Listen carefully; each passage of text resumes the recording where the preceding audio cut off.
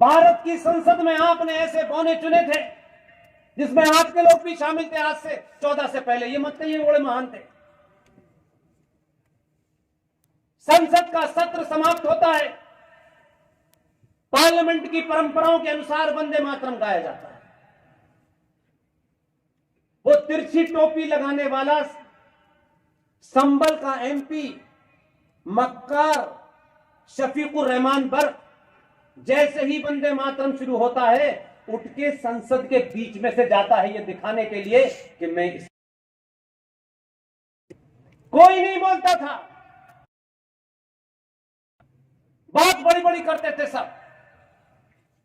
आपको क्रेडिट देता हूं, 2014 में भी वो जीता। ऐसा नहीं कि संसद में कुछ बैठने वाले लोग बदल गए, कुछ बदले हैं। हां, एक बदलाव जरूर हुआ। अब वो एमपी है आज भी संभल वाला, लेकिन उसे पता चल गया कि वंदे मातरम से इस बार उठूंगा तो मुझे उठा देंगे, इसलिए वो आता ही नहीं है उस दिन। उसको मालूम है बीच में से जाने का रास्ता नहीं मिलेगा, ये यहीं पटक के मारेंगे, गुजरातियों ने भेजा इसको। वो जाता ही नहीं है डर के मारे। इसे कहते हैं समाज का बदलाव, इसे कहते हैं आपकी ताकत।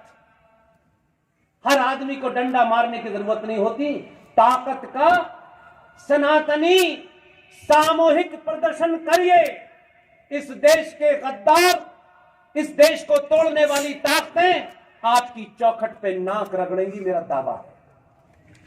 अपनी ताकत का सामूहिक प्रदर्शन करिए, किसी की मत दीजिए। एक बार यही सिलसिला ये माइक भी बंद हो जाएगा, ये पजामा भी नीचे हो जाएगा, जगह जगह लोग कुर्ते के ऊपर जनेऊ डाल के घूमने लगेंगे, अपना गोत्र बताने लगेंगे। एक बार इसे आपने अभी शुरू किया है, आप सब लोग अपने आप से ये तहैया करें, 100 साल तक अपने निजी स्वार्थों को कहीं पुटलिया बांध के लटका देंगे, सिर्फ राष्ट्र का हित देखेंगे, तभी होगा।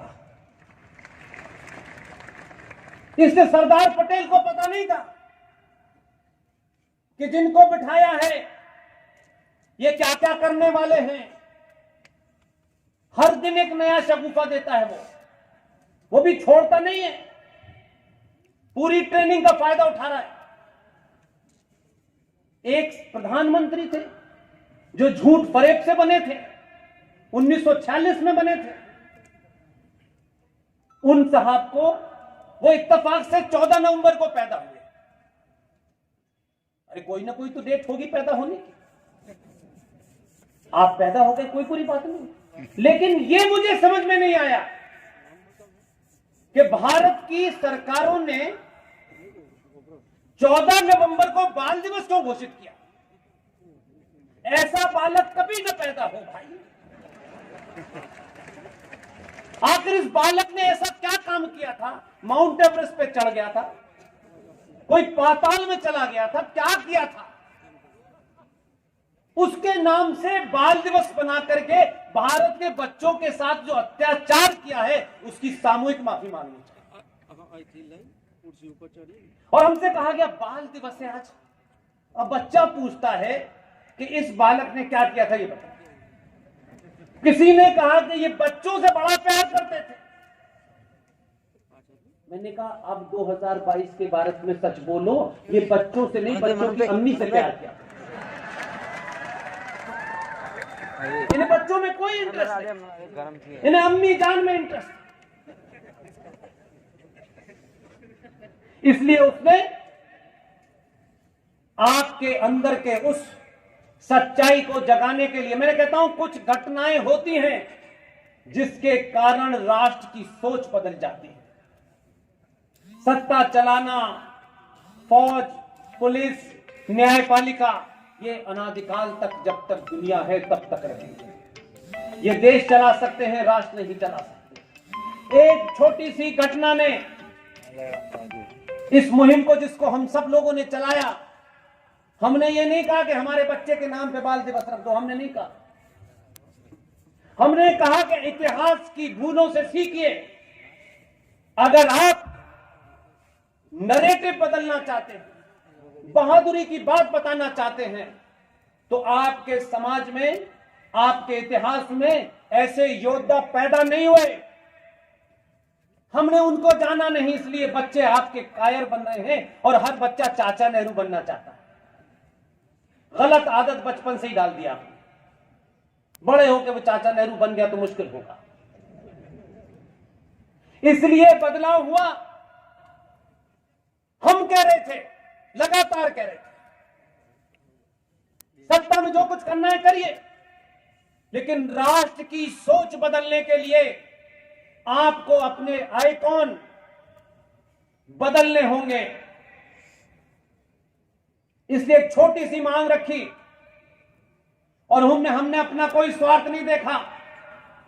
हमने इतिहास की एक घटना को उठाया और कहा, गुरु गोविंद सिंह के 4 पुत्र थे।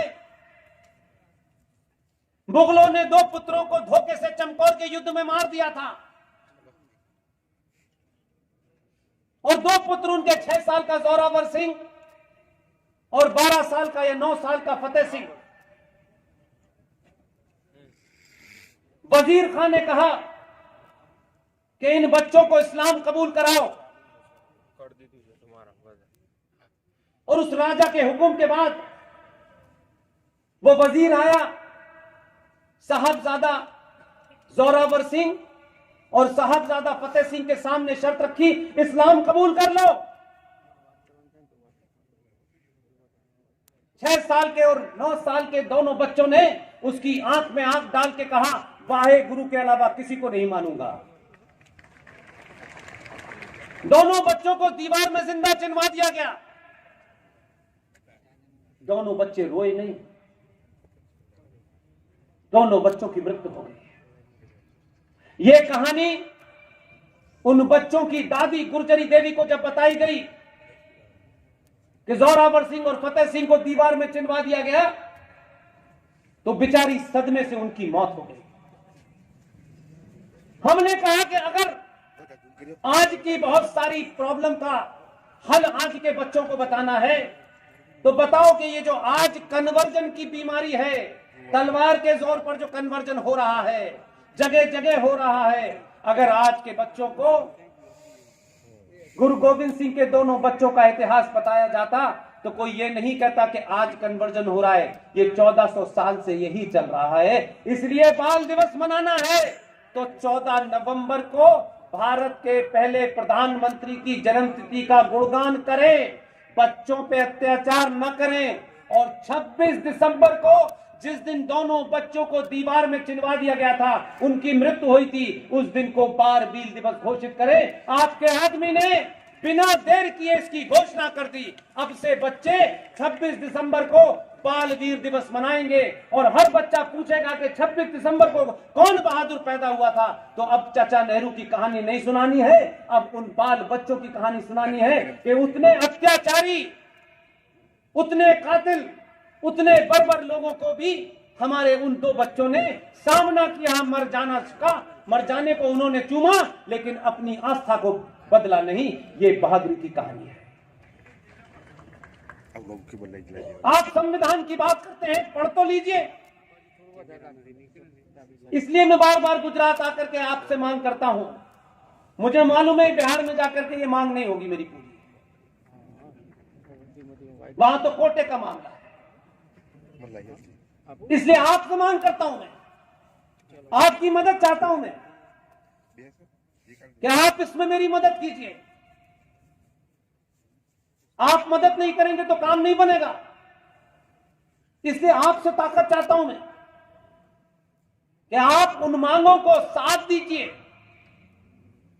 सत्ता पे बैठने वाला आज नहीं, कल नहीं, 10 साल, 20 साल, 15 साल, हम सबको जाना है एक ना एक दिन। आने वाली नस्लें हमें इसी बात के लिए याद रखेंगी कि ये समय पे बोले, ये समय पे चुप नहीं रहे, अपने स्वार्थों के लिए इन्होंने समझौता नहीं किया। इसलिए खूब खूब जोर से बोलिए। आप लोगों को एक छोटी सी मांग है, जिसके लिए कोई कमेटी, जिसके लिए पार्लियामेंट का कोई सेशन नहीं बुलाना है, एक छोटा सा ऑर्डर निकाल देना है, ताकि आज भारत का युवा, भारत के बच्चे जो ये समझते हैं कि भारत का संविधान सेकुलर था, इसे कुछ बीजेपी वाले कम्युनल बना रहे हैं। उनके उस पाखंड को साफ करने के लिए आप अपने राज्य के जो भी ताकतवर नेता हों, जिनकी बात लोक कल्याण विभाग में सुनी जाती हो, उनसे सिर्फ एक मांग रखिए और ये कहिए कि भारत का जो ओरिजिनल संविधान है, जो ओरिजिनल कॉपी है संविधान की, उस संविधान की कॉपी को हजारों लाखों की तादाद में छपवाई जाए और देश का हर गणमान्य आदमी जो उसे लेना चाहता हो वो ले। आप कहेंगे कि मैं आपसे क्यों ये कह रहा हूं। हमारे बीच में उनकी आज औलादें भी नहीं, उनके वारिस भी नहीं है। इन 70 सालों में कायरों ने उनको समाप्त कर दिया, लेकिन कितना बड़ा काम उन्होंने किया। हम सब लोगों ने नई नई मांगे, बेमतलब की मांगे, असल मांग को करते और घर में रख देते। ये है ओरिजिनल संविधान की कॉपी। इसे आरएसएस ने नहीं बनाया, इसे बीजेपी विश्व हिंदू परिषद ने नहीं बनाया, उस कमेटी में ये बेचारे थे भी नहीं।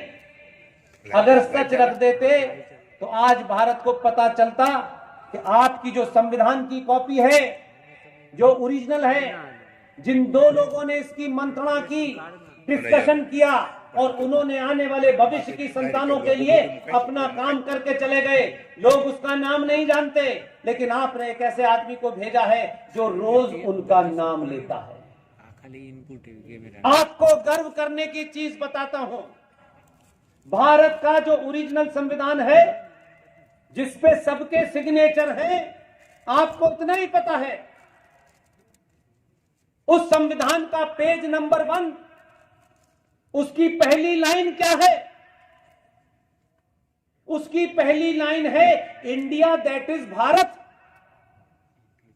आपने ये पढ़ी और आगे चले गए। मैं वहीं रुक गया, मैं आगे ही नहीं बढ़ना चाहता। तब जाकर के मुझे पता चला कि इंडिया दैट इज भारत ये क्यों लिखा गया। शुरूढ़ लोगों ने लिख दिया, समझदार लोगों ने उसी को ऊपर खड़े होकर के झंडा लहराया और कभी अपना नाम नहीं बताया। उस ग्रुप में से एक आदमी जीवित है, 2007 में उनकी मृत्यु हुई है। मध्य प्रदेश के जबलपुर के रहने वाले थे, उनके बेटे जीवित हैं, तमाम उनके पिताजी की रिकॉर्डिंग है। मैं जबलपुर में गया, मुझे ऐसे ही किसी सभा को संबोधित करना था। मुझे जैसे ही किसी ने बताया कि ऐसे ऐसे एक परिवार रहता है, मैं सारे काम छोड़कर उनसे मिलने गया। मैंने कहा मुझे पहले बताइए, तो उन्होंने सारे साक्ष्य मेरे सामने रखे। मैं ये सोचता रहा बहुत दिन तक कि आखिर कैसे लोग थे यार। इसी भारत में 70 साल पहले ऐसे भी लोग थे जिन्हें हमने पहचाना ही नहीं। Doctor B R. अंबेडकर और डॉक्टर राजेंद्र प्रसाद ने उस लाइन को पकड़ लिया। संविधान बन चुका, लिखा जा चुका, और आपस में मंत्रणा की कि ये जो लाइन है इंडिया दैट इज भारत, उन्होंने कहा इसमें इंडिया तो है, सारे कानून इंडिया के बनाए जा रहे हैं, कोई कहीं से लिया है, कोई कहीं से लिया है, ये संविधान बन गया, लेकिन इसमें भारत कहां है। हम लोग इतने बौने लोग थे, अपने स्वार्थ के कारण उनका नाम नहीं लिया, और कुछ लोगों ने झूठे लोगों का नाम इतना प्रचारित किया कि कहा यही स्टेटमेंट है, यही विजनरी है। डॉक्टर राजेंद्र प्रसाद और B.R. अंबेडकर के बीच बातचीत हुई और उन्होंने कहा कि इस संविधान में भारत दिखना चाहिए। हजारों हजारों साल पुराने भारत की क्या पहचान थी, ये भारत कैसे चलता था, वो दिखना चाहिए। उसी दिखने के क्रम में डॉक्टर राजेंद्र प्रसाद को B.R. अंबेडकर ने कहा कि क्या हम इस लिखे हुए संविधान के अंदर कुछ नया ऐड नहीं कर सकते, क्योंकि अब ये पास हो चुका है, लेकिन हम इसमें भारत को कैसे दिखा सकते हैं। उन्होंने कहा क्या ये नहीं होगा कि हम चित्रों के माध्यम से भारत को इसमें जिंदा कर दें। दोनों के बीच में मंत्रणा हुई। डॉक्टर राजेंद्र प्रसाद को यह काम सौंपा गया। डॉक्टर राजेंद्र प्रसाद ने बंगाल के अंदर कलकत्ता के पास शांति निकेतन के अंदर नंदलाल बोस को बुलाया, जो उस वक्त के सबसे मशहूर आर्टिस्ट थे, और उनसे कहा कि हम ये चाहते हैं कि भारत के संविधान में कहां फंडामेंटल राइट्स हैं, कहां ड्यूटीज हैं। भारत के इतिहास में, सनातनी इतिहास में हजारों साल पहले आप अपनी ड्यूटियों को कैसे दिखाते थे, अपने कर्तव्यों का पालन कैसे करते थे, आप चित्रों के माध्यम से इसको संविधान में दिखाएं। इसलिए भारत के पहले पेज पर जहां इंडिया दैट इज भारत लिखा है, उसके ऊपर नंदी की तस्वीर बनी हुई है।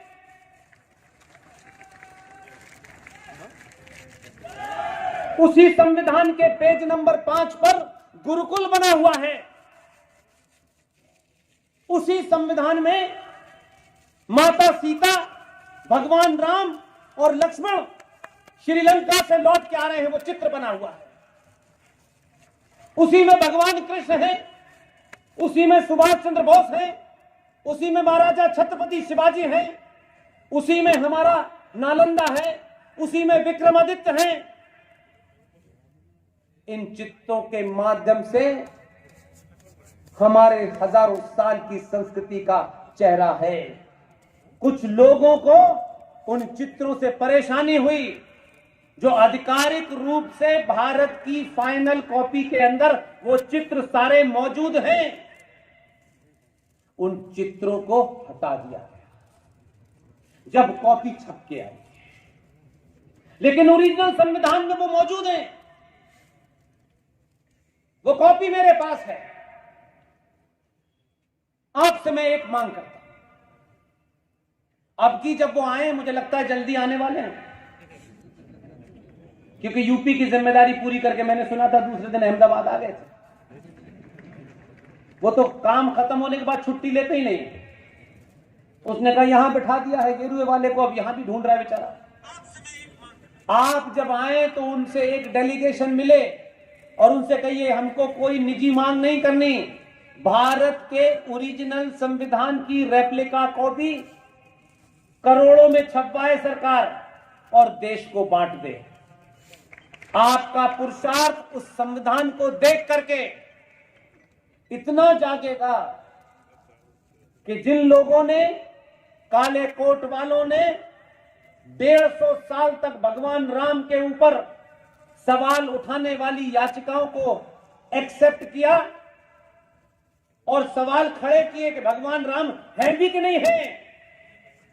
पाखंड देखिए, रामनवमी की 9 दिन तक सुप्रीम कोर्ट बंद रहती है, छुट्टी लेते हैं, और रामनवमी के बाद जब कोर्ट खुलता है तो कहते हैं आइए बैठ के बात करते हैं भगवान राम है कि नहीं। अगर संविधान की वो कॉपी ओरिजिनल होती जिसमें भगवान राम बने थे, तो संविधान की शपथ लेने के साथ साथ भगवान राम की भी शपथ लेनी पड़ती। आप सिर्फ उनसे कहिए कि ये कॉपियां छपवा दें, देश के लोगों के पास ताकत है, वो खरीद लेंगे और वो याद करेंगे कि हमारे पूर्वज क्या काम करके गए। इसलिए आप, ऐसे लोग समाज में हैं जो चुपके से अपना काम कर रहे हैं, हम सिर्फ उनकी तारीफ भी कर देंगे ना मंचों से, तो उनमें जोश भर जाएगा। उनको कोई पद्मश्री और पद्म भूषण नहीं चाहिए। लेकिन खुशी है कि जिस आदमी को आपने भेजा है वो ऐसे लोगों को छांट छांट के निकालता है। लोग कहते हैं कहां कहां से लाता है यार, एक बार लाता है, जैसे ही वो सार्वजनिक करता है आधे लोगों का दम निकल जाता है। 5 वक्त की में से 2 वक्त की पढ़ने लगते, बोले 3 वक्त की तो बेकार हो गई।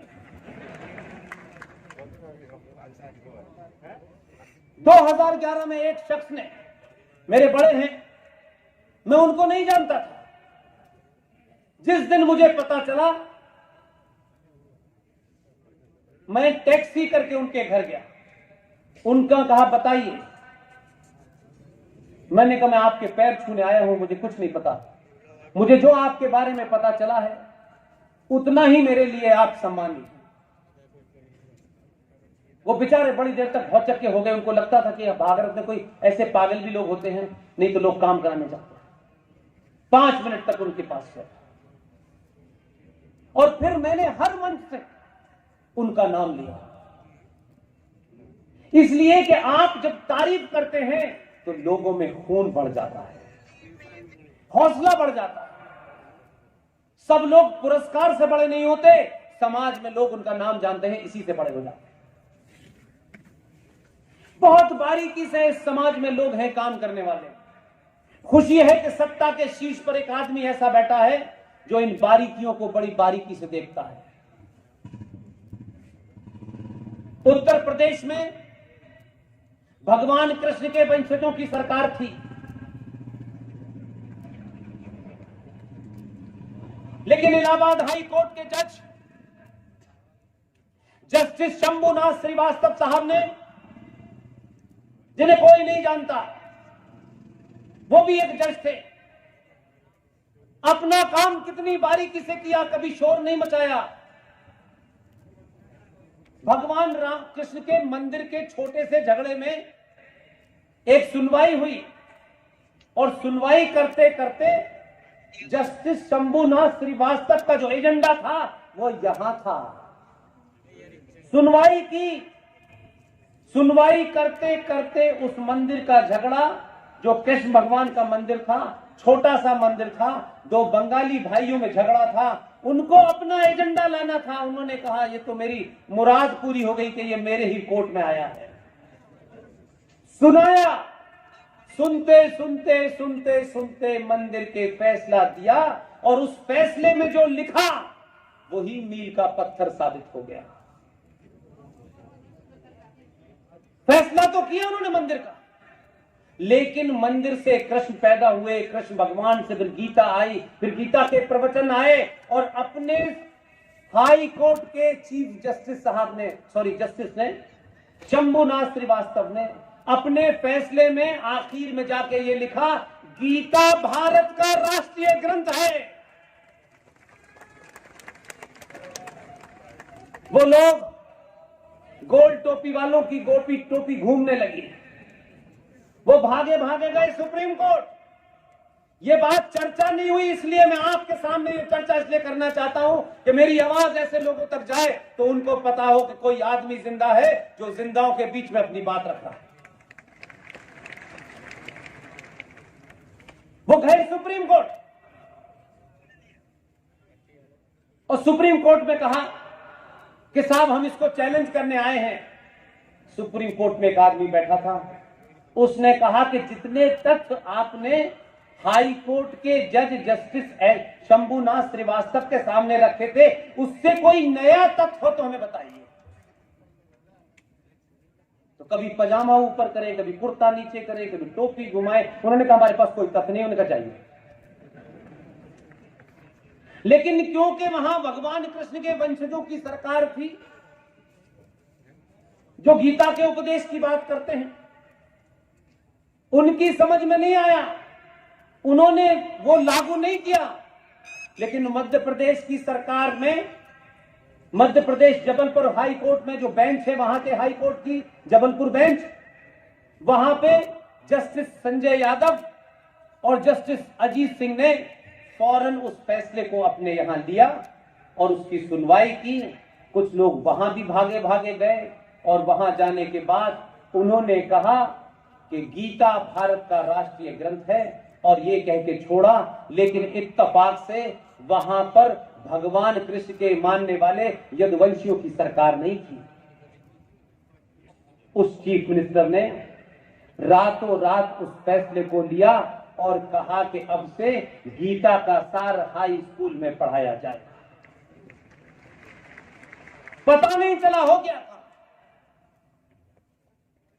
उत्तर प्रदेश वालों को पता था इस बार ये होने जा रहा है, क्योंकि वहां यदुवंशियों की सरकार नहीं है कि यदुवंशी अपना धर्म भूल गए हैं, क्योंकि उनकी भैंस आजम खां खोल के ले गया। उनका जो काम था वो बेचारे नहीं कर। भगवान कृष्ण के वंशजों जिन्हें वो गीता के बारे में जानना चाहिए था, लेकिन वो तो इस वक्त छोटे भाई का पजामा बड़े भाई का कुर्ते का वोट लेने में लगे हुए। और आपके आदमी को ये बात पता चली, वो दिल्ली में नहीं था, उसने उन्हें बुलाया गुजरात और कहा कि मुझे समझाइए जरा, फैसला तो आ गया। जस्टिस शंभुनाथ श्रीवास्तव ने देश की सत्ता पे बैठने वाले सबसे बड़े ताकतवर आदमी को, जब वो गुजरात में था, सारे तथ्य उसके सामने रख दिए। वो बोला नहीं। हमें बोलने की बहुत आदत है, सनातनी हिंदू कम बोले तो अच्छा है, जो नहीं बोलना होता वो भी हम बोलते हैं, समय पे चुप रहते हैं। 11 से 14 तक चुप रहा, शपथ ली। शपथ लेने के बाद जो संसद के मान्य मापदंड हैं, राष्ट्रपति भवन गया, वहां कांग्रेस का एक खांटी आदमी देश का राष्ट्रपति बैठा हुआ था। पहली बार उनका किसी ऐसे प्रधानमंत्री से एनकाउंटर हो रहा था। उसने पहले नमस्ते की, झुक के उनके पैर छुए और उसके बाद में ज्यादा लंबी बात नहीं की। 2011 में जो उसका होमवर्क था वो इतना ताकतवर था कि कोई उसमें कोमा फुल स्टॉप नहीं छोड़ा। और पहला ही सवाल उनसे किया, माननीय राष्ट्रपति जी, भारत की पहचान के रूप में ये जो विदेशी मेहमान आते हैं उन्हें क्या देते हैं? वो बेचारे कांग्रेस की संस्कृति के थे, उन्हें नहीं पता था कि भाई साहब ये धोबी पाट वाला आदमी है। उन्होंने कहा हम ताजमहल देते हैं। वहीं पे बोला कि ताजमहल भारत की पहचान कब से हो गई? बोले ये परंपरा है। बोला आज से ये परंपरा बंद कर दो। दुनिया के जितने देशों में जो जो भाषा बोली जाती है, उन भाषाओं में गीता का ट्रांसलेशन करा करके ट्रक भर के कॉपियां राष्ट्रपति भवन के बाहर खड़ी थी और कहा कि आज से विदेशी मेहमान जो भी आएगा उसको उसकी बोली में गीता दी जाएगी। दुनिया को समझ नहीं आया ये हुआ क्या है। हमारे यहां पैसे वालों के घरों में मैं अक्सर जाता हूं, जो मुझे बुला लेते हैं कभी कभी अपने साथ चाय पिलाने के लिए। उनके ड्राइंग रूम के अंदर इतनी किताबें होती हैं कि लगता है सब पढ़ ली होगी। किताब लेकर के उसे ड्राइंग रूम में लोगों को डराने के लिए लगाते हैं कि देखो हम इतने पढ़े लिखे हैं, कभी नहीं पढ़ते। ये हमारे यहां की प्रॉब्लम है कि घर में हम हिंदी का इंडिया टुडे पढ़ते हैं, लेकिन जब बाहर निकलेंगे तो इंग्लिश का लेके चलेंगे। हम इस कॉम्प्लेक्स से ग्रस्त हैं। लेकिन विदेशी लोग ऐसा नहीं करते। विदेशी लोग हर चीज को पढ़ते हैं। उतनी गीता उसने बांटी है कि पुतिन के पास भी है, बिडेन के पास भी है, सबके पास है। और सब गीता पढ़ चुके हैं अपनी भाषा में, इसलिए वो जानते हैं ये कौन है। ये गीता बांट नहीं रहा है, ये गीता जैसा आचरण भी करता है। इसीलिए आपको किस्सा जिंदा इसलिए सुनाना चाहता हूं कि कहीं आपके मन के अंदर कोई संकोच हो, कोई कायरता हो, कोई डर हो, तो कम से कम 5 करोड़ गुजरातियों को तो कम से कम नहीं होना चाहिए। आज तो पूरा भारत और पूरा विश्व ये मान रहा है कि हम डरपोकों की औलाद नहीं है, हम परशुराम की औलाद है। इसलिए आपको डरना नहीं चाहिए। आपके आदमी ने ऐसी गीता बांटी है, इत्तेफाक से पड़ोसी ने कोई गलती कर दी थी। हमारा एक आदमी उस जहाज का पीछा करते हुए पाकिस्तान में गिर गया, उसे पकड़ लिया। पकड़ने के बाद वहां के मूर्ख इंटेलेक्चुअल 10-12 साल नौकरी करने से पता चला है कि अकल उनकी यहां नहीं, टखनों में है। एक आदमी को पकड़ने के बाद वहां क्या डिस्कोर्स था इंटेलेक्चुअल अरुण भाई, ये कहा जा रहा था कि इसको पकड़ लो और इसको पकड़ के निगोशिएट करो कश्मीर के ऊपर।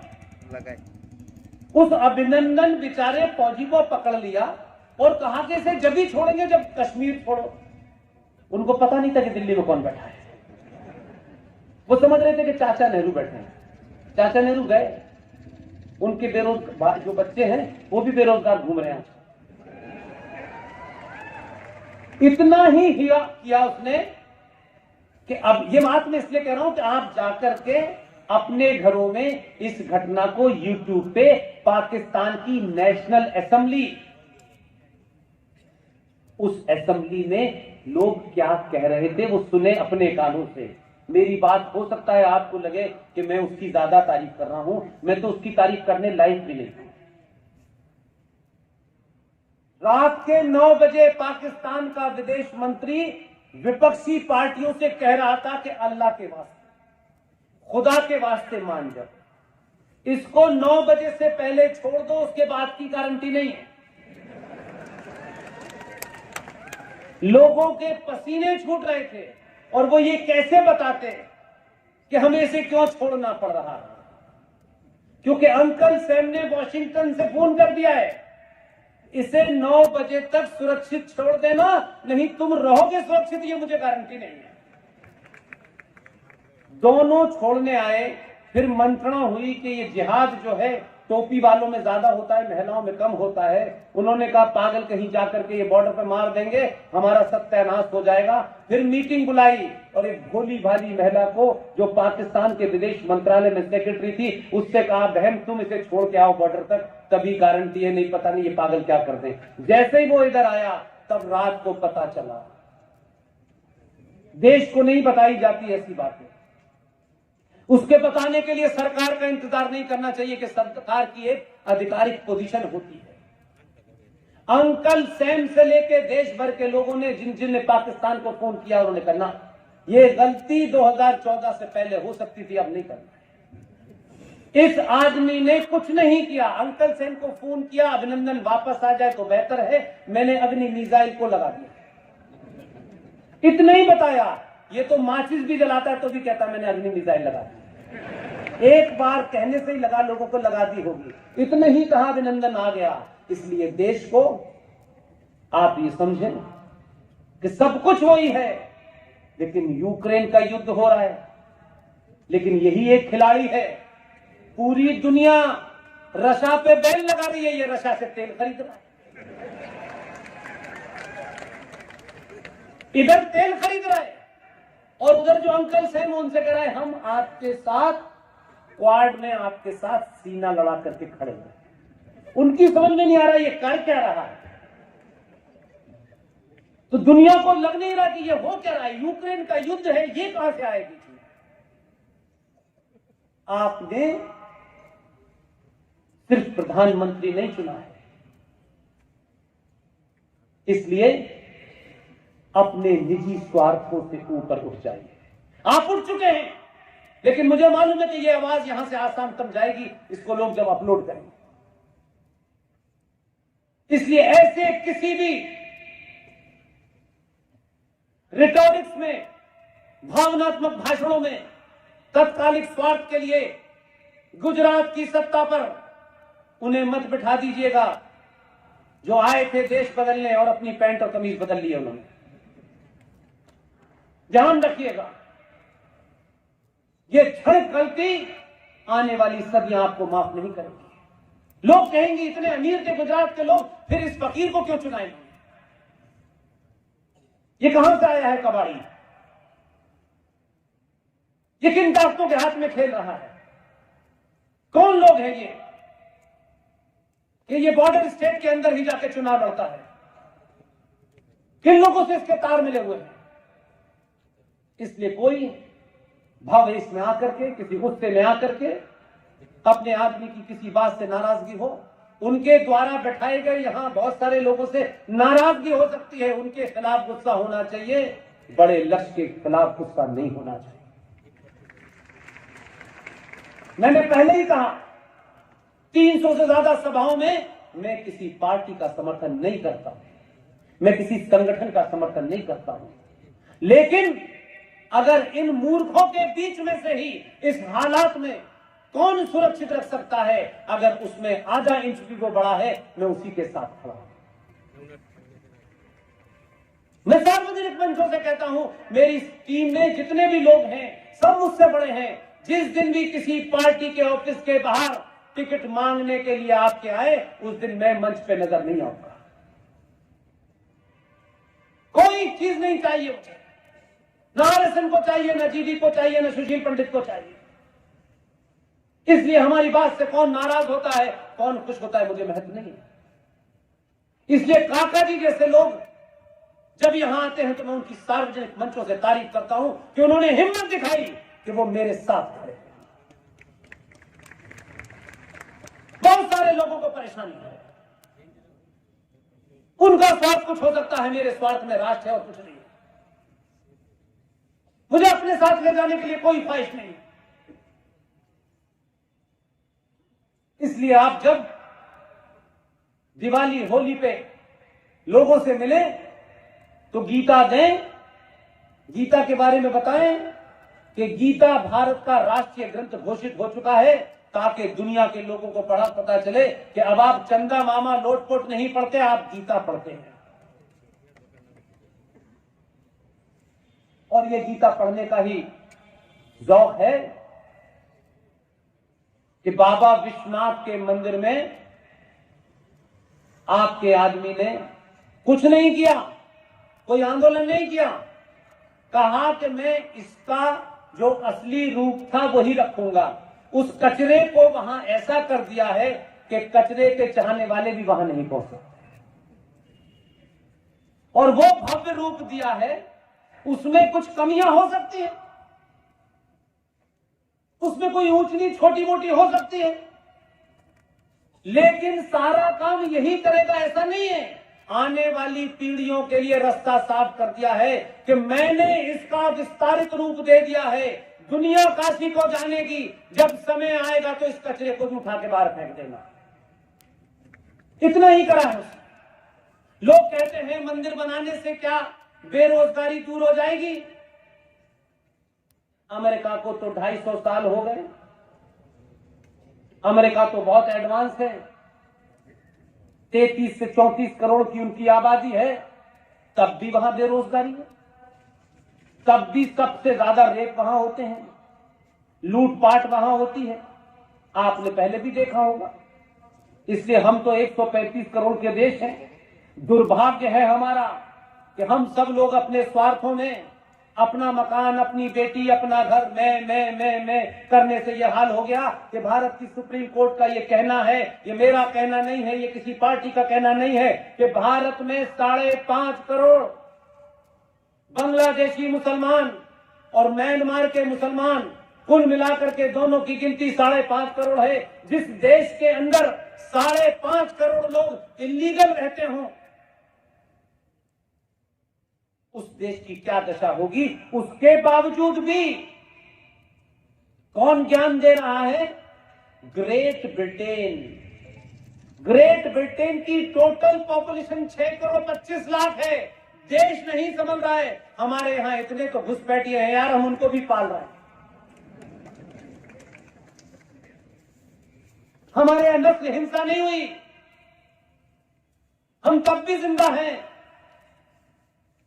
तुमने तो 235 साल में एक काला ब्लैक को राष्ट्रपति बनाया, हमने 70 सालों में के.आर. नारायण जैसे दलित को राष्ट्रपति बनाया, और वर्तमान प्रधानमंत्री ने इस वक्त भी देश की सबसे सर्वोच्च कुर्सी के ऊपर एक दलित राष्ट्रपति बैठा है।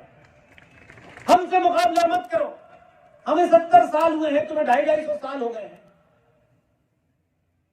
हम ही वो लोग हैं, हम उस संस्कृति के लोग हैं कि भारत के सबसे बड़े राज्य की पहला दलित मुख्यमंत्री को आप ही की पार्टी के लोगों के समर्थन से बनाया गया, और आप ही पे आरोप लगता है कि आप दलित विरोधी हैं। आप अपनी चाटुकारिता के चक्कर में पार्टी की टिकट लेने के चक्कर में आप सच नहीं बोलते। अगर आप पार्टी के कार्यकर्ता भी हैं तो पार्टी के महान लोगों ने जो काम किए हैं उसको बोलिए, लेकिन आपकी जबान अपने नफे नुकसान और टिकट के ध्यान से खुलती है। ये सबसे बड़ी बीमारी है। आप अपनी बात को शान से रखिए, सबके सामने रखिए, लेकिन आप रखना नहीं चाहते क्योंकि उससे आपको टिकट नहीं मिलता है। सब कुछ आपके जीवन में टिकट और एमपी एमएलए बनना है। एमपी एमएलए ने कभी देश राष्ट्र नहीं बचाया, कभी नहीं बचाया। जो इसकी चिंता नहीं करते हैं वही बचाते हैं। इसलिए भारत में एक पुनर्जागरण चल रहा है। अलग अलग जगह से लोग अपने आप आ गए। कश्मीर में 1990 में क्या हुआ सबको पता है। मेरा तो जीवन उसी दौर का है।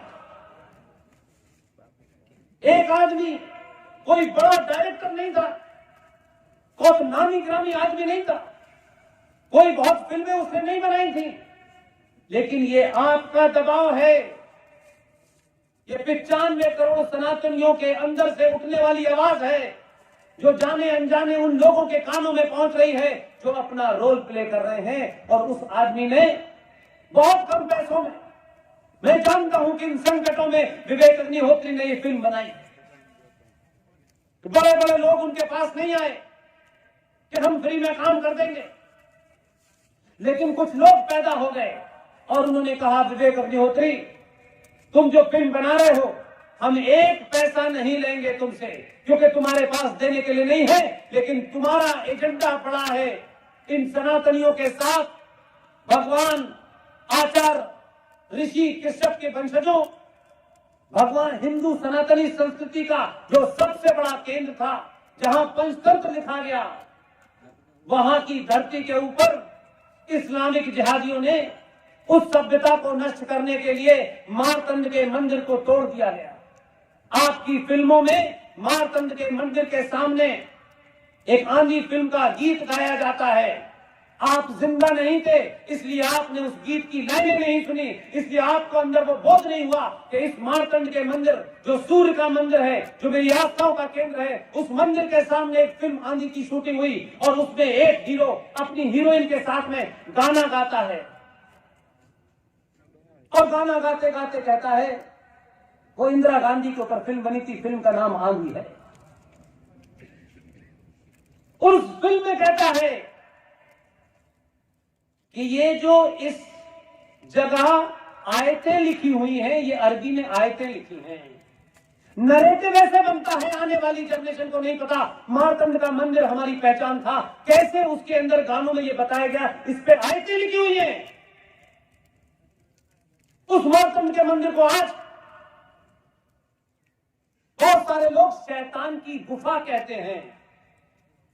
एक हैदर नाम की फिल्म बनी, उस मंदिर के सामने शूटिंग हुई। ये शूटिंग इसलिए की गई कि आपकी भावनाओं में अगर थोड़ा भी पुरुषार्थ है तो उसे कुचल दिया जाए। इस तरह सभ्यताएं नष्ट होती है। इसलिए विवेक अग्निहोत्री ने एक बड़ा काम किया। मुझे खुशी है कि आप सबने पहली बार इसके गाने अच्छे हैं कि नहीं, इसमें हीरोइन ने कौन सा सलवार पहनी है ये नहीं देखा। आप अपनी उस खोई हुई सभ्यता को ढूंढने गए। आपने इतनी फिल्म देखी है कि पजामे वालों का डर लग रहा है कि कहीं ऐसा ना हो कि आप गोदरा फाइल बन जाए। चौराहे चौराहे नंगा और एक्सपोज करना है उन लोगों को जिन्होंने भारत भूमि पे सनातन को नष्ट करने की कसम खाई हुई। आपको सिर्फ ऐसे लोगों का हौसला बढ़ाना है, उनकी तारीफ करनी है। और आपने एक नया नैरेटिव सेट कर दिया है कि अब आप हकले और लंगड़े और लूले की फिल्म देखने मत जाइए। आपके हाथ में वो ताकत है कि अगर 96 करोड़ सनातनी हिंदू हर एक दिन तय कर लें कि हमारे बीच में जो योद्धा लड़ाई लड़ रहे हैं, अगर इनकी लड़ाई को कोई आर्थिक कमजोरी आ रही है तो एंटरटेनमेंट के लिए आप फिल्म दिखाइए। इतना करोड़ों का मुनाफा करिए कि इस बॉलीवुड के अंदर जो जिहादी मानसिकता के लोग बैठे हैं उन्हें लगे कि अगर हमने 96 करोड़ लोगों की आस्थाओं को कुचल के फिल्म बनाई तो फिल्म भी पिट जाएगी और हम दिवालिया हो जाएंगे। इसलिए बाहुबली जब आपने देखी तो लोग डर गए।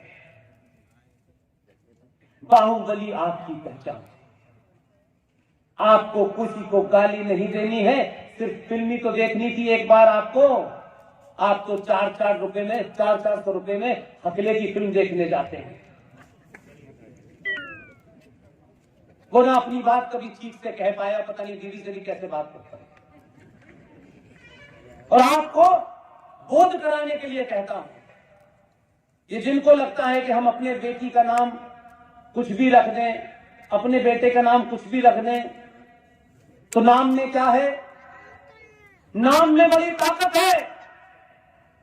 नाम ही तय करता है कि वॉशिंगटन के एयरपोर्ट पर आरती उतारी जाए या पैंट उतारी जाए।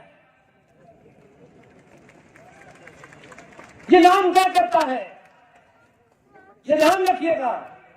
इसलिए अपने आप पे गर्व कीजिए। बहुत सब बातें कह सकता हूं। मुझे कल उदयपुर से आपके बीच के कुछ युवा साथी वहां से लेके आए और उन्होंने ये इंश्योर कर लिया कि पुष्पेंद्र जी कहीं उदयपुर से वापस न चले जाए। वो यहां लेके आए, उनको मैं बड़ी मुबारकबाद देता हूं। मुझे बड़े आराम के साथ आपने यहां रखा, मुझे कोई कष्ट नहीं हुआ। मैं कल यहां से वापस अहमदाबाद जाऊंगा, फिर मुझे मुंबई जाना है, मुंबई से थाने जाना है, फिर पूना जाना है। ऐसा लगता है कि मैं किसी पार्टी का कोई चुनाव जिताने की मशीन बन गया हूं, दिन रात भाषण देता रहता हूं। लेकिन ऐसा नहीं है। मेरा सिर्फ मकसद यह है, मैं नहीं जानता ये जीवन कब तक है, कब तक रहेगा, लेकिन जब तक है तब तक मैं अपनी बात को लोगों के बीच पूरी ताकत से रखूं। ये रात है, दिन है, इसका महत्वपूर्ण नहीं। इसलिए कौन है, कहां है, कौन आएगा, कौन नहीं जाएगा, ये सिलसिला लगातार जारी है। मैं जब आपके बीच में बोल रहा हूं तो इस देश के किसी न किसी कोने में, चाहे वो RSN हो, सुशील पंडित हो, कोई न कोई भाषण दे रहा होगा, कोई न कोई किसी चैनल पर बैठ करके जिहादियों के कपड़े उतार रहा होगा, कोई न कोई चैनल बड़े बोल के चिल्ला रहा होगा। और ये आपकी ताकत है कि आपने भारत के मीडिया का रंग बदल दिया। जो मीडिया बात नहीं आपकी दिखाता था, जो मीडिया को लगता था कि नहीं, हिंदू कहना थोड़ा सा डाउन मार्केट है, आपने इतनी ताकत दिखाई कि अब अंग्रेजी का चैनल भी कहता है राष्ट्रवाद सर्वोपरि है। ये भाषा नहीं थी, उर्दू में ही लोग बात करते थे। मुझे खुशी है कि ये बदलाव आया और उस आदमी की सार्वजनिक मंच से मेरे दोस्त हैं, अच्छे दोस्त हैं, और उनकी दोस्ती में नफा नुकसान नहीं है। इसलिए हम तमाम सारे लोग, हमारे बीच का कोई हीरो, उसे महाराष्ट्र का कोई नवाब मलिक टाइप का जिहादी मुसलमान अगर ये कहेगा कि हम अर्नब गोस्वामी को इतना टॉर्चर करेंगे कि वो आत्महत्या कर लेगा, तो मैं, RSN, GD बख्शी, सुशील पंडित, कपिल देव, सारे लोग राष्ट्रपति भवन गए और राष्ट्रपति से कहा कि आप संविधान के कस्टोडियन हैं। अगर एक राज्य की सत्ता में बैठने वाले कुछ लोग एक ईमानदार पत्रकार को उसकी पत्रकारिता के कारण दबाव बना करके आप उसे हटाना चाहते हैं, तो आपकी जिम्मेदारी है। GD बख्शी साहब के साथ हम लोग मिलकर वहां गए और राष्ट्रपति को हमने सौंपा। लोगों को पता चल गया कि टेलीविजन पे अकेला अर्नब नहीं है, बाइज्जत बरी हुआ। और आपने ये अपनी आंखों से देखा, जिन्होंने उसे जेल भिजवाया था, आज अर्नब पूरी ताकत के साथ, ईमानदारी के साथ हिंदुस्तान का सबसे नंबर 1 चैनल का मालिक है, और जिन्होंने उसे फंसाया वो जेल में अपनी सजा काट रहे। इसलिए अगर कोई चैनल को ये गलतफहमी हो गई है कि हम कचरा परोसेंगे, सनातनियों को गाली देंगे, आपको सिर्फ बटन ही तो बदलना है, कुछ मत करिए। विज्ञापन नहीं मिलेगा, चैनल की दुकान बंद हो जाएगी। आपके हाथ में इतना आसान तरीका है, कहीं जाना भी नहीं है, बिस्तर पर लेटे लेटे 1 महीने के लिए तय कर लीजिए कि जो सनातनियों को गाली दे रहे हैं, जो हमारे गलत नैरेटिव हमारे बारे में बता रहे हैं, जो हमारी खबरों को गलत तरीके से दिखा रहे हैं, जो जिहाद को आगे बढ़ा रहे हैं, उनका चैनल नहीं देखना है। देखना है तो वो चैनल देखिए जिसने पहली बार भारत राष्ट्र की बात कही। उस चैनल का नाम है रिपब्लिक टीवी, उसे देखिए। हम सबने सार्वजनिक तौर पे कहा हम तुम्हारे चैनल में इसलिए नहीं आते हैं कि हमको शाम को ये पता करना है कि आप आने वाले मेहमानों को कितना पैसा देते हैं। हमने कहा हम इसलिए आते हैं कि देश को ये पता चलना चाहिए कि मीडिया में एक बहादुर पैदा हुआ है। उस बहादुर को कमजोर नहीं पड़ने देंगे और जितनी ताकत से देखेंगे। और आपने शायद यही किया कि आपने इस घनघोर हालात में भी 248 और 50 चैनलों के बीच में इतना देखा कि उसकी टीआरपी इतनी हाई है कि उसको किसी के पास झुकना नहीं पड़ेगा। ऐसी ताकतों को मजबूत करते रहिए। देश में जो राष्ट्र की बात करे उसके पीछे खड़े हो जाइए। जो चाटुकार किसी जाति की बात करे, किसी पंथ की बात करे, किसी मजहब की बात करे, उन्हें धूल चटा दीजिए। बहुत बहुत धन्यवाद। Thank you very much.